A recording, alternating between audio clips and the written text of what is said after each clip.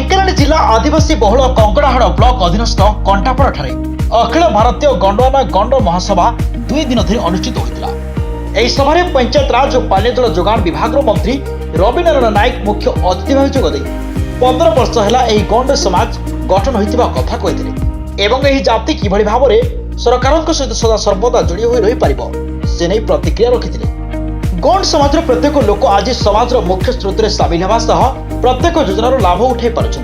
यह कार्यक्रम में सम्मानित अतिथि ढेंकानाल सांसद रुद्र नारायण पाणी, पर्जंग विधायक विभूति प्रधान, कंकड़ाहाड़ ब्लॉक उन्नयन अधिकारी जोशवंत देहुरी एवं कंकड़ाहाड़ तहसीलदार सौदामिनी नायक समेत ढेंकानाल जिला गंड संप्रदायर ढेंकानाल जिला सभापति कुलमणि सिंह समेत केउझर, मयूरभंज, अनुगुड़ एवं जाजपुर गंड समाज लोक मैंने जोग देते। यह कार्यक्रम में गंड संप्रदायर सेवा दल सहयोग कर शांति श्रृंखला सहित समापन कर विभिन्न समय सामाजिक स्तर में विभिन्न कार्यक्रम होता है। यहाँ गौंड समाज एक कार्यक्रम थिला जोठी कि विभिन्न जिला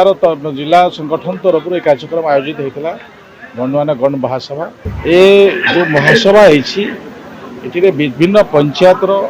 विभिन्न गाँव समस्त कर्मकर्ता गोटे संगठन कर्मकर्ता एवं जो मैंने जनसाधारण अच्छा भी गोटे समावेश होता है। ये समाज चारिचल रीतिनीति आलोचना करने सहित एवं आगामी दिन योजना खसड़ा से ये समाज केमती आगू बढ़ विभिन्न जो सरकारी योजनार विभिन्न जो योजनार उन्नतिमूलक कार्य अच्छे केमती आपणार करवा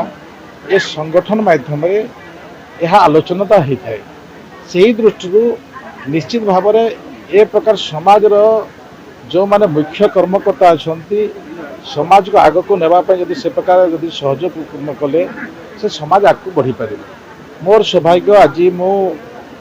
ढेंकानाल जिलार रिव्यू कार्यक्रम थिला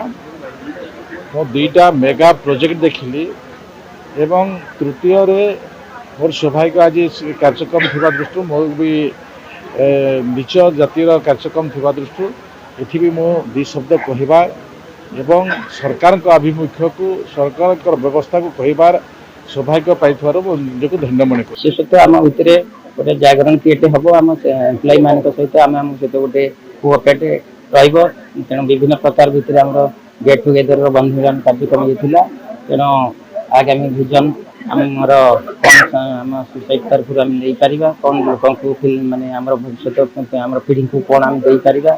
आमर जेहेतु आम शिक्षा क्षेत्र में विशेष भाव में आमर केमती पिला साहय सहयोग कर कोचिंग सेंटर करना पिला कम्पिटिटिव परीक्षा अधिक उत्साहित प्रदान कर मानपत्र दे सम्मानित करने गोटे निष्पत्ति नहीं प्रति वर्ष यहाँ कार्यक्रम चालू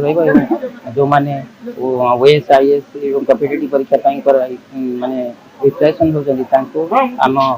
एम्प्लॉय फेडरेशन तरफ आम आर्थिक सहायता भी किसी प्रदान करी आम भितर आलोचना निष्पत्ति हो सारी आगामी दिन यार केमती अधिक त्वरान्वित कर गरीब पिला केमती आम सोसाइटी आग को आनीपर से विषय आम यहाँ गोटे बंधुमिलन विषय मुख्य उद्देश्य रही। ढेंकानाल कंकड़ाहाड़ प्रवीण नायक रिपोर्ट फोकस प्लस।